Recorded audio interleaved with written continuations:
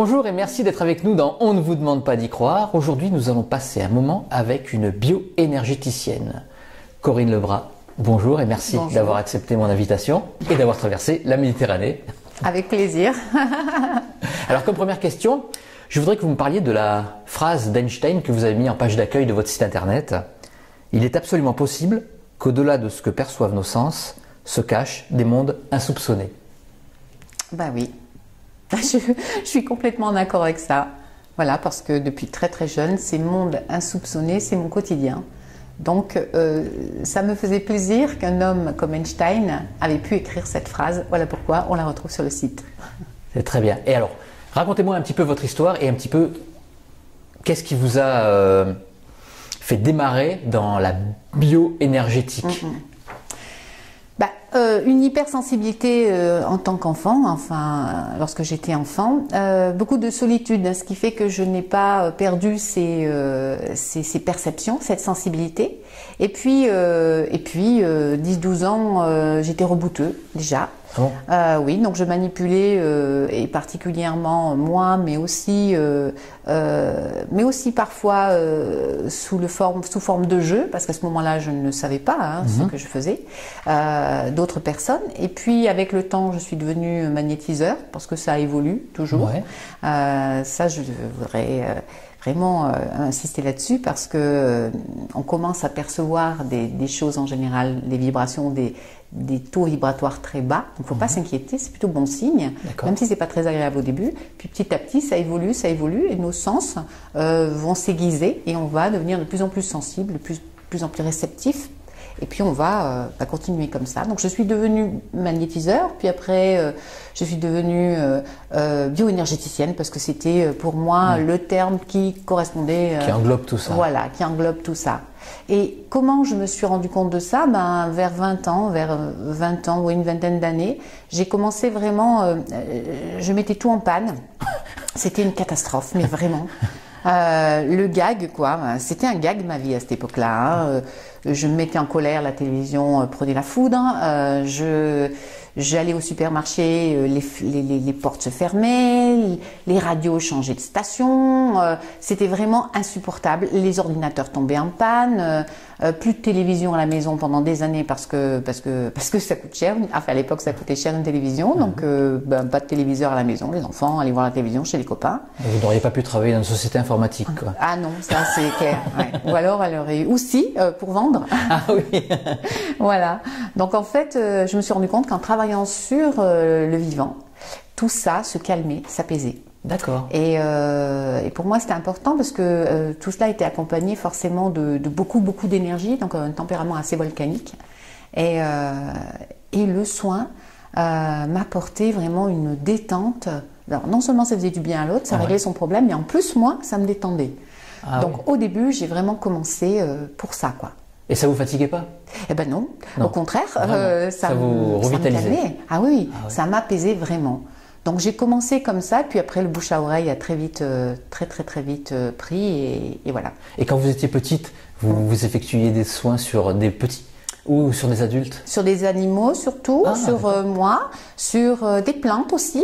Et puis j'ai ma maman qui avait des gros problèmes de santé et du coup je me rends compte aujourd'hui que j'ai travaillé beaucoup sur elle. Oui, vraiment.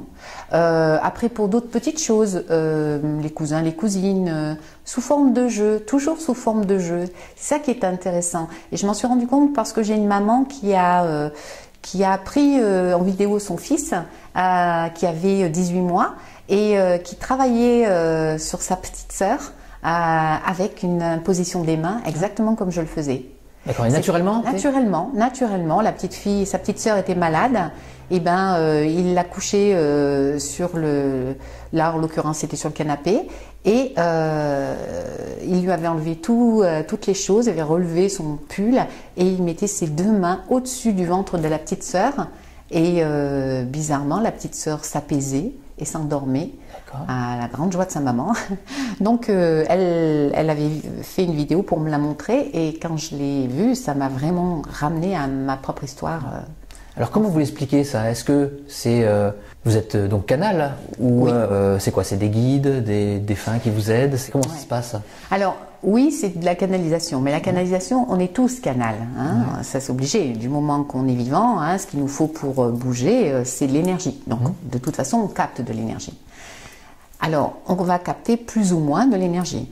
Selon notre état de santé, par exemple, forcément, le canal énergétique est moins dense, moins intense, donc on est sur quelque chose une aura déjà qui est beaucoup plus réduite. Lorsqu'on a une bonne santé, lorsqu'on a un tempérament plutôt, on va dire volubile, hein, on va être. Puis c'est dans la nature des gens, il y a des gens qui ont une très bonne aura, on dit, ils ont un charisme assez important.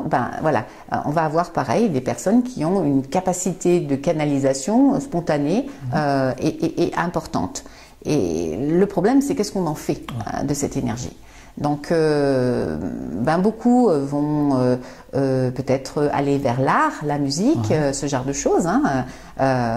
Et puis d'autres qui n'auront peut-être pas eu cette capacité ou cette possibilité d'étudier d'autres façons d'exprimer, vont comme moi, développer d'autres facultés. Mais il y a une conscience qui pour moi est importante, c'est un petit peu...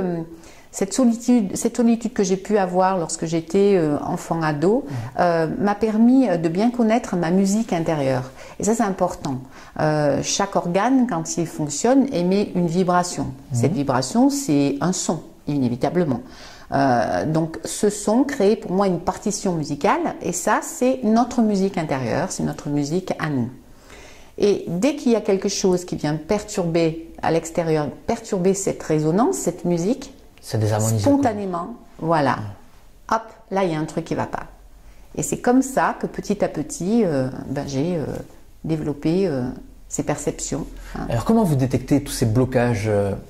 Est-ce que c'est par la position des mains? Vous faites comme un peu le Reiki, tous ces... Oui et non, c'est pas tout à fait pareil. Vous avez votre propre méthode? Je sais pas, je veux pas me l'approprier. Je pense qu'elle existe depuis bien longtemps et que bien de personnes l'ont utilisée et l'utilisent encore, même si c'est avec des petites différences. En tout cas, lors de mes formations, moi, ce que j'enseigne à mes élèves, c'est vraiment d'être canal, hein, cet état de canal, de neutralité intérieure, d'attention. Et à partir du moment où ils vont être canal, ils vont activer une énergie, ils vont être disponibles énergétiquement. Et le corps qui a devant eux, sur la table, la personne qui vient recevoir un soin, lui va se servir de cette énergie. Vous connaissez le principe de l'ami qui vient vous voir, il est complètement déprimé, et puis quand il part, il vous dit « t'es vraiment un super pote, quand je sors de chez toi, je suis en pleine forme, sauf que vous êtes épuisé. » Voilà, ça, alors je ne sais pas si ça marche comme ça chez les messieurs, mais en tout cas chez les femmes, ça marche comme ça chez les messieurs, je confirme. C'est très courant chez les dames. Et du coup, c'est exactement le même principe. C'est-à-dire que vous êtes en pleine forme, vous avez une bonne canalisation, votre collègue vient, et quand il vient, il va se servir de cette énergie que vous lui apportez, et ça va lui faire du bien. Et c'est le même principe. Donc, l'élève se tient dans cet état vibratoire qui est en relation avec le haut, parce que cette énergie-là, elle est en abondance infinie. La personne sur la table va utiliser inconsciemment cette énergie, et en fait, les endroits de son corps qui sont en train de travailler et de se régénérer déclenchent des sensations. Et ce que l'on perçoit avec les mains, c'est ce travail qui est en train de se faire. D'accord. C'est ça, en fait. C'est quoi, c'est les petits picotements des fois qu'on Voilà, sent? Des picotements, des sensations de froid, de la chaleur, du vide. Il peut y avoir des milliers de sensations, tout dépend de chacun, tout dépend de... Après, c'est un petit peu votre décodage personnel qui fait que on perçoit les choses de différentes façons. Et vous vous mettez dans une espèce de méditation pour pouvoir faire ça? Moi, j'apprends à mes élèves à être spontanément canal lorsqu'ils sont devant une table. C'est la référence. C'est-à-dire que pendant des jours, pendant au moins, on se voit un week-end par mois, mais pendant toute une journée, il va y avoir une 60aine de personnes qui va passer pour recevoir du soin. Et en fait, les personnes qui vont se mettre sur la table, à chaque fois, l'élève va se mettre devant et je lui demande d'être en canalisation. Donc très vite, mais en 2 week-ends, ça y est, c'est fait, cet automatisme est spontané. Donc, dès qu'ils sont devant la table, ils sont en canalisation. Ça, c'est acquis. Et à partir de là, eh ben, il y a les perceptions qui commencent à venir. Mais ils changent donc leur état de conscience? Comment ça se passe? Ils se disent, je suis en canalisation, donc je suis en canalisation. Il faut le sentir. À l'intérieur de soi, on sent. Vous parliez tout à l'heure de picotement. Ouais. À l'intérieur de soi, on sent. C'est comme un souffle. On va d'ailleurs utiliser le souffle aussi pour sentir cette canalisation. Voilà. Alors, je dois peut-être, voilà, j'ai peut-être un atout intéressant, c'est que depuis toute petite, je vois les auras. Vous savez ce que c'est, les auras? Bien sûr. Voilà. Expliquez-nous. Eh ben non, mais en fait, l'aura est tout simplement l'émanation du corps, hein, les émanations du corps, différentes couleurs, différentes forces. Quand j'étais petite, j'ai appris à regarder mes pieds en marchant en ville pour pas me sentir toute l'agressivité de ces couleurs. C'est-à-dire que vous pouvez voir les auras de tout le monde, tous les gens qui vous croisent. Oui. Ça peut être très joli, mais bon, c'est pas forcément. Pas forcément, effectivement. Voilà. Donc j'avais appris à regarder mes souliers et comme ça, je voyais pas ce qu'il y avait autour. Bon, en grandissant, j'ai appris à ne regarder que lorsqu'on me le demande, parce que c'est important de respecter aussi. Et puis à qui j'ai affaire aussi, peut-être, ça peut être intéressant, puis c'est pas forcément négatif. On est tous sur un chemin, donc on a tous un travail à faire. Et la couleur de l'aura, c'est quelque chose, ça veut dire qui, selon si vous êtes amoureux, vous attendez votre amoureuse au coin de la rue, elle va arriver dans un quart d'heure, vous êtes pétillant, plein d'énergie, merveilleux. Elle vient pas, eh ben l'énergie, poum, elle tombe, quoi. On passe du rose au noir. Voilà, c'est ça. Du rouge bordeaux. En tout cas, voilà. Donc c'est très, ça change tout le temps en fait. Donc voilà. Mais l'avantage dans la formation, c'est que si mon élève n'est pas un canal, moi je le vois tout de suite. Ah oui, il peut pas tricher là. Donc voilà. Et parfois, ça m'arrive d'être avec un groupe et de leur dire, dites donc derrière là, faudrait se recanaliser parce que voilà, ou de voir quand ils sont fatigués, parce que quand on a maintenu ça pendant une matinée, par exemple, l'après-midi, ça se déconnecte facilement. Alors, quelle couleur on est quand on est canal? On est dans un blanc cristallin, enfin c'est pas du blanc, voyez-vous, vous regardez du cristal de Carrare, là, bah voilà, c'est ça. C'est le canal central, il est comme ça. Ça irradie. Oui. Tout autour. Oui. On peut parler d'arc-en-ciel, puisque c'est cette particularité, mais ça ne veut pas dire qu'il faut avoir cet état arc-en-ciel. C'est pas ça. On ne cherche pas à avoir.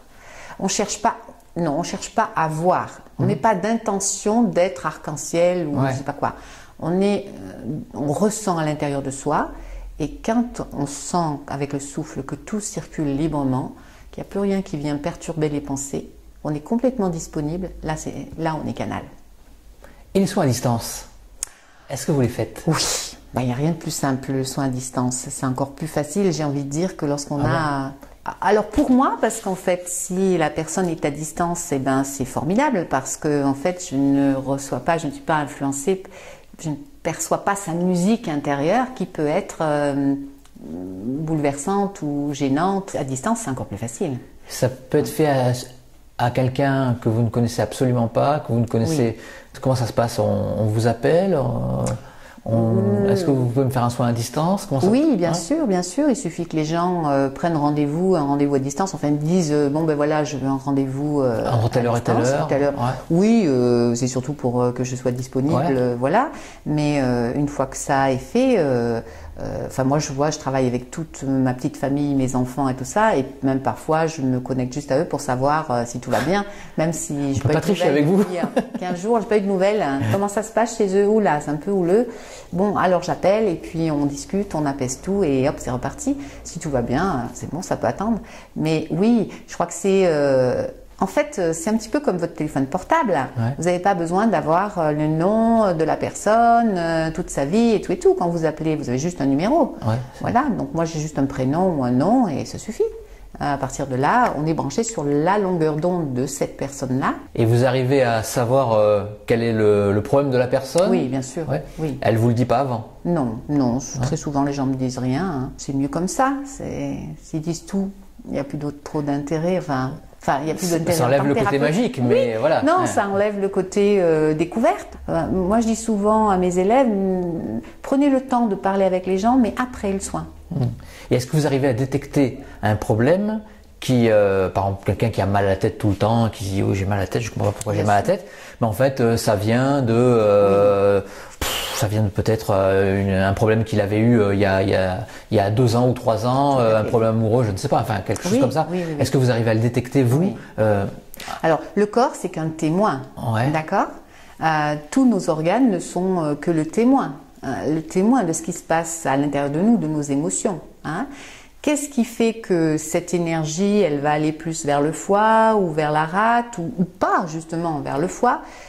Du coup, on digère mal. Qu'est-ce qui fait cela? Ben, c'est parce que chaque organe est relié à une émotion. Et donc, si on a beaucoup de colère, eh ben, ça veut dire qu'il y a un excès d'énergie. Et donc là, on risque d'avoir des problèmes de maux de tête, justement. D'accord. On risque d'avoir d'autres symptômes. Hein. En fait, dès qu'on va être canal, même si c'est à distance, tout de suite, le premier organe qui va prendre de l'énergie, ça va être celui-là. D'accord. Et donc, on va, avec le temps, on identifie, là, c'est... pour les élèves qui ont commencé en septembre, on est maintenant là au mois de mars, on a commencé à identifier un petit peu, rappelez-vous de cette musique intérieure dont je parlais, oui. Ben maintenant on va essayer, enfin c'est pas on va essayer, on va commencer, parce qu'ils ne font pas qu'essayer, on va commencer à essayer de trouver la musique du piano, la musique du violon, la musique de... Et ça en fait ce sera la musique du foie, la musique de la rate, la musique des intestins, la musique... Et en identifiant cela, forcément, on avance dans l'explication à la personne de l'organe qui est en déficience et du coup à un moment donné j'ai travaillé avec alors j'ai pas travaillé avec un médecin parce que mon Dieu c'était interdit, mais j'avais une amie qui était médecin et enfin une cliente qui est devenue une amie un médecin et qui a voulu que je travaille un peu, en tout cas on puisse parler des sujets qu'elle n'arrivait pas à résoudre. Donc 1 ou 2 fois, enfin un petit peu plus, mais voilà, elle m'a présenté une cliente, un client, et en fait, justement, elle n'arrivait pas à trouver tout ce qu'elle avait prescrit jusqu'à ce moment-là ne correspondait pas, n'amenait pas d'amélioration. Et effectivement, en échangeant, on a complètement orienté le soin sur autre chose et les résultats suivaient. Donc il y a quelque chose de super intéressant à faire. Ça, vous l'avez appris avec l'expérience ou alors vous l'avez appris avec la médecine chinoise? Alors voilà. Moi, la médecine chinoise, j'ai fait une petite formation de médecine chinoise il y a à peu près 7-8 ans, qui m'a apporté un grand soulagement ou une grande facilité pour expliquer un petit peu tout ce que je percevais, mettre de l'ordre, voilà, mettre de l'ordre dans les explications, dans ce qui se passait. Voilà. Donc ça m'a vraiment appris, ça m'a vraiment donné cette possibilité de pouvoir expliquer clairement ce qu'il en est. Puis ça confirmait peut-être vos ressentis. Complètement. C'est ça. Ouais. Donc là vous voyez qu'ils disent pas n'importe quoi même. Ah oui. Oui, puis on rejoint vraiment les scientifiques, on rejoint les neuropsychiatres, toute une grande série de personnages qui se sont posés des questions, comme Einstein, au-delà. Peut-être plus Poincaré, de la médecine quantique. Mais vous savez, intéressant, il y a quelque temps en France, la sécurité sociale ne veut plus rembourser l'homéopathie. J'ai entendu ça. Voilà, donc ça c'est fabuleux parce que pour pouvoir rembourser un médicament, il faut prouver son activité. Et l'homéopathie, à part du sucre et puis une trace éventuelle mais extrêmement lointaine de quelque chose, il n'y a rien qui prouve une action, voilà. Mais il y a quand même des milliers de gens qui utilisent et des milliers de médecins qui conseillent ces produits-là et ça fonctionne. Donc, dans la non-reconnaissance de cette homéopathie, ils reconnaissent une possibilité du corps à se régénérer tout seul avec un déclencheur. Donc, c'est quelque chose d'extraordinaire. Là, on a fait un pas énorme. Mais il y a un truc que je trouve rigolo et voire hallucinant, c'est que on reconnaît l'effet placebo, on le reconnaît, alors que c'est quand même un effet qui est plutôt magique, mais on a du mal à reconnaître la pensée créatrice. Complètement. Donc c'est très bizarre ce paradoxe en fait. Exactement, ouais. C'est tout à fait, je suis complètement d'accord avec vous. C'est comme la régénération des cellules du corps. Il y a jusqu'à pas très longtemps, on disait que non, les cellules, les neurones ne se régénèrent pas. Et bien ils ont découvert maintenant, avec une technologie plus avancée, que même les cellules du cerveau se régénèrent Donc, ça veut dire que notre corps est capable, si on fait ce qu'il faut, de se régénérer en totalité. Et ça, c'est quand même, sur le plan de la santé et du bien-être, c'est quand même une sacrée révélation. Et à votre avis, c'est quoi l'avenir? Est-ce qu'on va vivre, pas éternellement, parce qu'à un moment, il va bien falloir mourir quand même, pour aller rejoindre un petit peu là-haut, ou alors on va vivre jusqu'à quoi, 300, 400 ans, où on va mourir quand on veut? Est-ce que c'est ça l'avenir? Alors pour moi, ce qui est certain, et je pense que, alors c'est vrai que là, le public qui est aujourd'hui présent ne me connaît pas, donc peut-être, voilà, mais pour ce qui est de la France, on me connaît peut-être un peu mieux sur mon site, et on peut voir qu'en 3 années chez moi, il y a eu une transformation totale. Mais quand je dis totale, totale. Donc, je vous invite à aller voir sur le site. Transformation à quel niveau? Du corps physique. Ah, de votre corps physique? Du corps physique, oui, oui, oui. Une transformation totale parce que j'ai décidé d'aborder un sujet, d'aborder vraiment ma problématique, mais à l'intérieur de moi. Plutôt que de chercher toujours une solution à l'extérieur, je me suis dit, bon, ça suffit, il faut que tu ailles à l'intérieur. Alors, ça m'a amené à aller chercher des choses à l'extérieur, me faire aider quand j'en avais besoin par l'extérieur. Mais du coup, ça m'a amené aussi à une régénérescence cellulaire que j'ai moi-même déclenchée et que j'essaie encore et que je persiste à utiliser et à déclencher tous les jours, quoi. C'est ma méditation. Dans ma méditation, il y a aujourd'hui cette étude. Alors je parle bien d'étude, voilà. Pour l'instant, elle est plutôt très positive.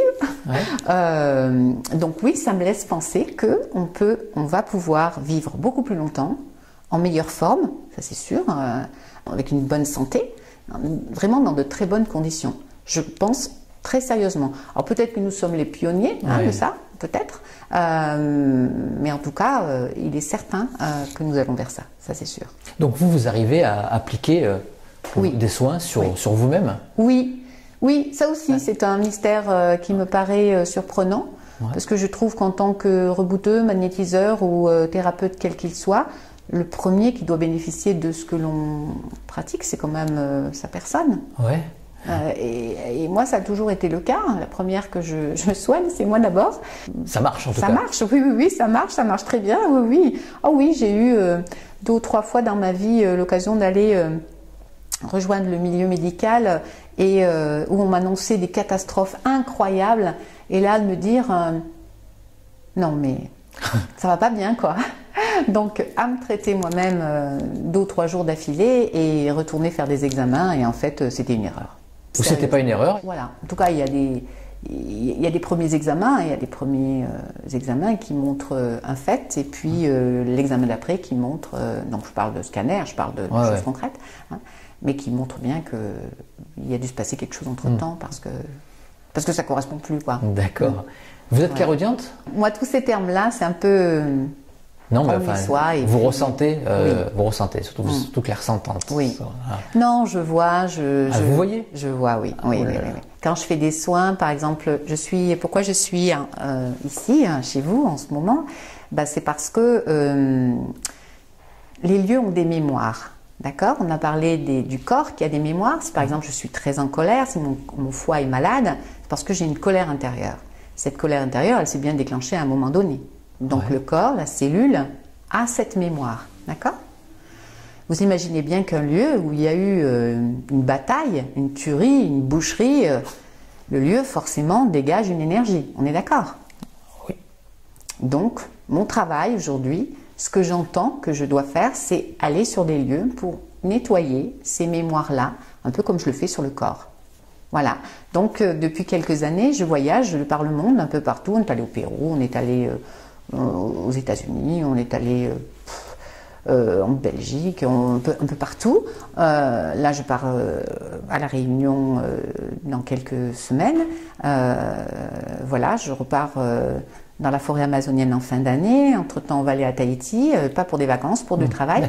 Tout ça parce que ces mémoires, ces lieux sont porteurs de mémoire.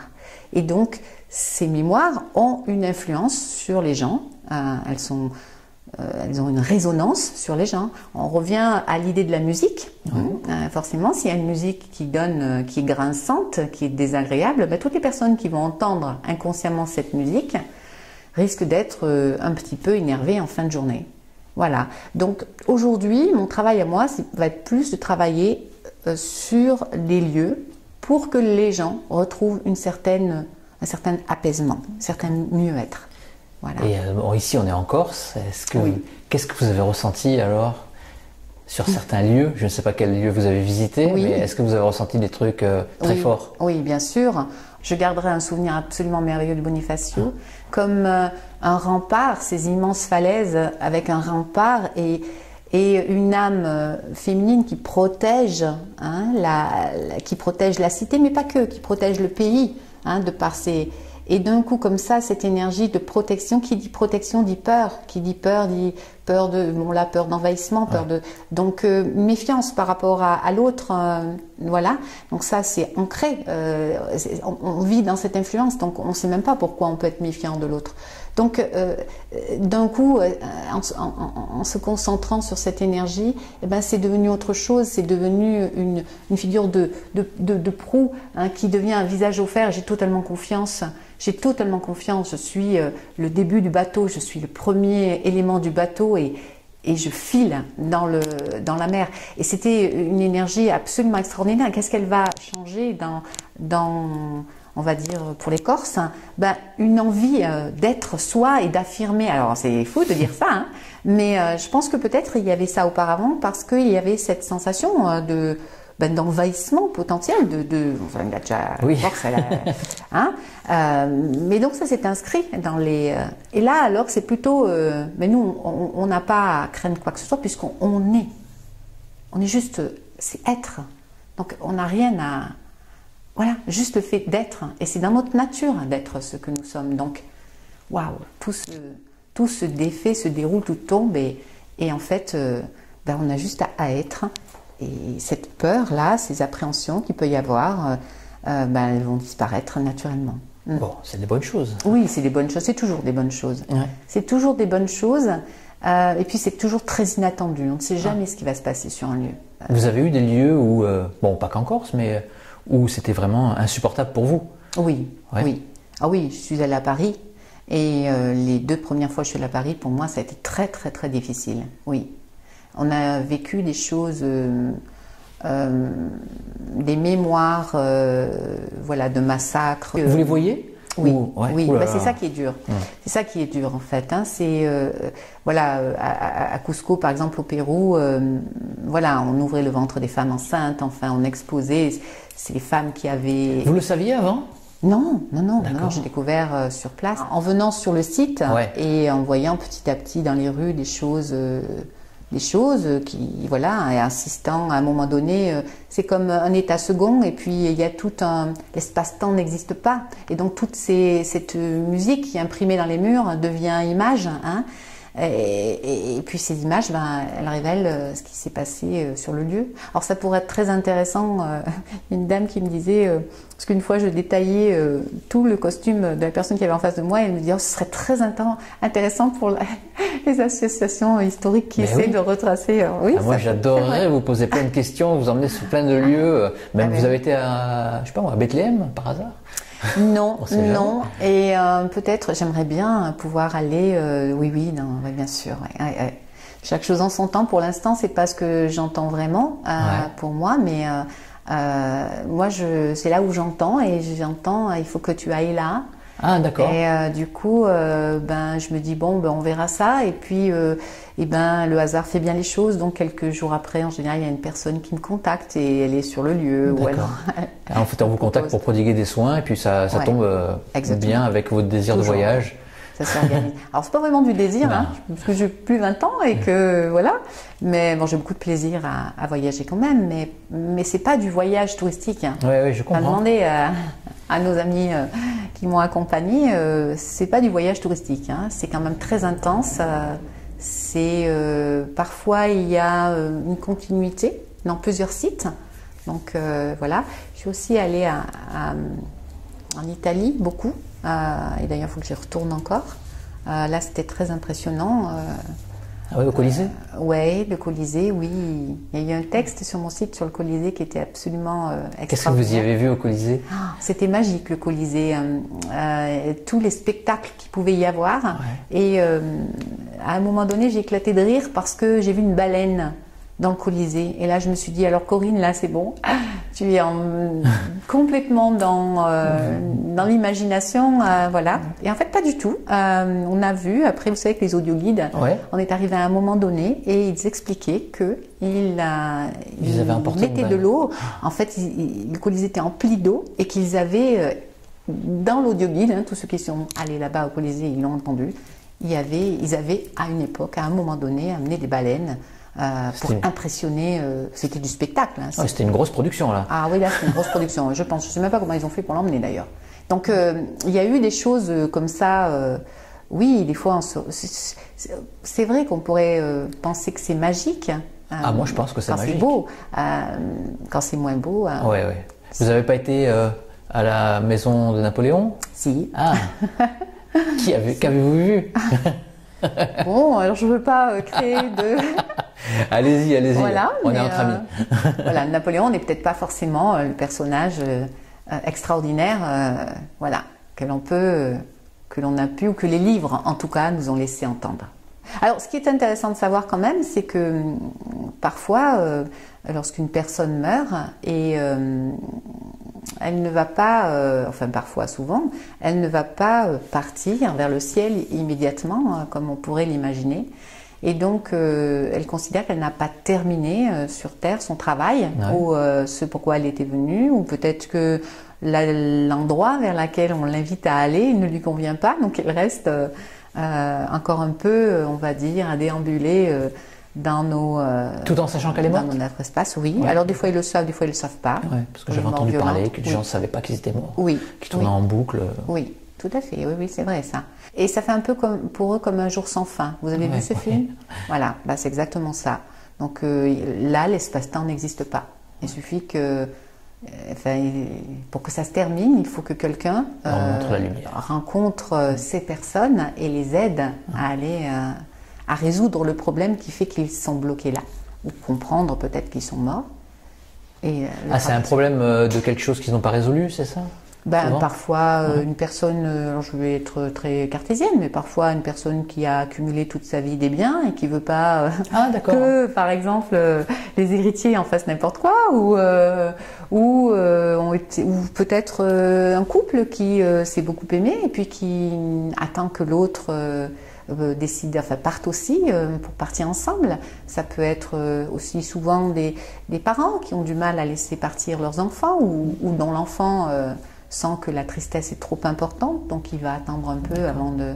Voilà. Et puis beaucoup dans les hôpitaux, toutes ces morts violentes, toutes ces choses-là, oui. Et vous pouvez les aider, à ceux qui tournent en boucle? Alors, c'est plutôt eux qui demandent de l'aide. D'accord. C'est plutôt eux qui demandent de l'aide. Donc ceux-là, ils savent qu'ils sont morts quand même. Ceux-là, ils arrivent à la fin d'un cycle, voilà, c'est le moment pour eux de s'en aller. Moi, je dis ça et c'est pas tout à fait vrai. Lorsque je suis allée à Séville, on n'a pas assisté, mais on est arrivé juste après un très très grave accident. Et le monsieur qui conduisait n'avait pas la conscience d'être décédé. Donc on lui a expliqué la situation. Et donc il est revenu sur l'accident et il est resté là, je pense, le temps de...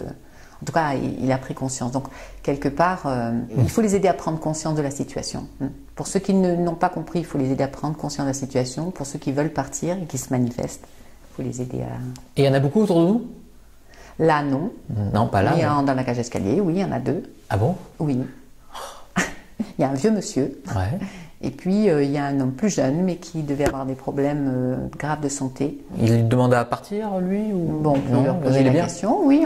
Peut... c'est-à-dire qu'ils resteront là jusqu'à ce que quelqu'un, un jour, les aide à s'en aller. C'est des gens qui sont morts ici? Ici, oui, je pense, oui. Ouais. Je pense que c'est des gens qui sont... Oui. Oui, pour les deux, oui. Ah, c'est marrant. Est-ce que vous vous concentrez pour les voir, ou là c'est eux qui viennent à vous, quoi? Ouais. Alors c'est une énergie que j'ai perçue quand je suis montée. Ouais. Donc là je fais du distance et je me ramène à où j'étais tout à l'heure et où j'ai senti cette différence dans ma musique Et du coup, je suis en contact avec eux. Mais c'est comme un plombier, vous savez. Hein. Au début, on a du mal, on réfléchit, le rouge avec le bleu, et ainsi de suite, et au bout de 35 ans, ben, c'est spontané. Ouais, vous arrivez à distinguer l'imagination, le mental et la réalité, mais la réalité d'ailleurs, quoi. Oui, bien sûr. C'est pas du tout la même musique. Pour moi, c'est la pratique qui fait que on va identifier à un moment donné ce que moi je. Et puis on se trompe. Et quand on s'en rend compte, on se dit ça c'était pas de la bonne musique. Vous vous entraînez? Vous avez non. Voilà. Non, je m'entraîne pas parce qu'en fait, j'ai pas beaucoup de mérite. Et ayant eu ça très petite, du coup, je veux dire. Non, moi je m'entraîne à justement ne plus rien sentir, à être dans des endroits où ça me sollicite plus du tout. Tout est source de tout, absolument tout, partout. Chaque maison, chaque rue, chaque personne. Donc je suis un peu l'ermite, quoi, à mes moments de disponibilité. Je vais me mettre en pleine campagne, montagne, où je vais pas rencontrer grand monde. D'accord. Ça me permet justement de ne plus rien entendre, ne plus rien sentir. En tout cas, votre chemin de vie, il était clair pour vous. Oui, j'ai essayé de faire d'autres choses quand on est jeune. Parce que moi, je n'avais pas l'impression de travailler, en fait. Du tout. Je suis comme ça. Donc, pas du tout l'impression de travailler. Donc, j'ai essayé de faire d'autres choses. Alors, j'ai amorcé plein de choses fabuleuses qui ont été reprises par d'autres et qui ont vraiment amené des choses intéressantes, mais qui ne m'ont jamais nourri, moi. D'accord. Par contre, à chaque fois que je décidais de reprendre du soin dans mon esprit, de dire, bon, là, il faudrait que je reprenne mes soins, une semaine après, mon agenda, il était... donc, bon, à 40 ans, je me suis dit, peut-être que c'est cette voie qu'il faut que je... Voilà, l'histoire. Voilà. Écoutez, merci beaucoup. Merci. C'était vraiment très intéressant. Je vous en prie. Et à la prochaine fois. À la prochaine fois, avec plaisir. On ne vous demande pas d'y croire. Ça, c'est formidable. Merci.